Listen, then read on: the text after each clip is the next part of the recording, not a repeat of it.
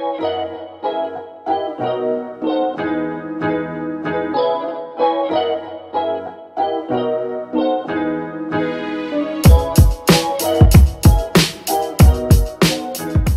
m'appelle Clara Colson, je suis étudiante en 4e année, donc dans la majeure MIC, Management des institutions culturelles.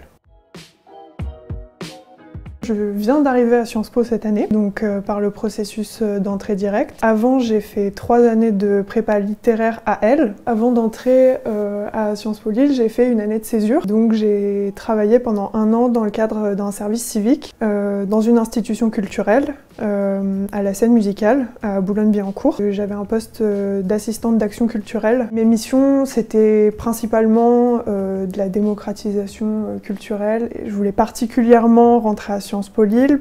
Et je dirais que la principale raison à ça, c'est le fait que la formation MIC soit en alternance. Pour moi, c'est vraiment le gros point positif et c'est le point qui différencie MIC des autres masters en fait, qui existent dans le management des institutions culturelles ailleurs. Ce qu'ajoute la formation à Sciences Po Lille, c'est plutôt cet aspect sciences sociales qui n'existe pas trop en prépa. Et ça, je trouve que c'est vraiment une valeur ajoutée.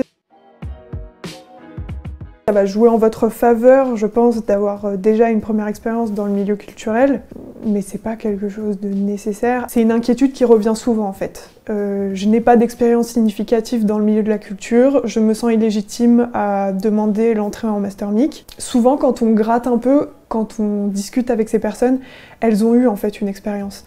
Même si c'était pas quelque chose de longue durée ou de significatif à leurs yeux, ça peut toujours être valorisé en fait.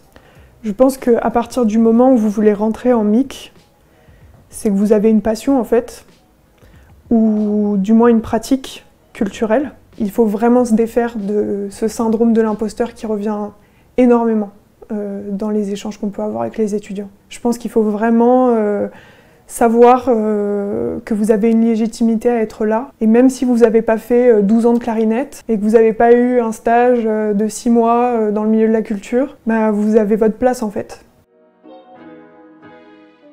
Pendant les 2 premiers semestres de MIC, qui correspondent au M1, donc vous serez à 100% sur le campus, avec des unités fondamentales qui sont partagées par tous les étudiants. Donc vous avez un bloc qui est le même pour tous. On a des cours de sociologie, de l'art et de la culture, des cours d'histoire des pratiques culturelles, des enseignements exploratoires dans le domaine de l'économie de la culture, mais aussi tout ce qui touche à la philosophie de l'art ou même à l'histoire de l'art, des enseignements qui touchent à la stratégie de gestion des établissements culturels par exemple, qui sont dispensés par des professionnels de la culture. On a aussi des cours qui touchent au rapport entre droit et culture, les enjeux de propriété intellectuelle par exemple. En MIC, on a aussi la chance d'avoir un cours de projet professionnel qui cherche vraiment à professionnaliser les élèves, qui va vous permettre de rencontrer des professionnels du milieu de la culture et d'échanger avec eux, donc de découvrir des métiers, de découvrir des réalités en fait.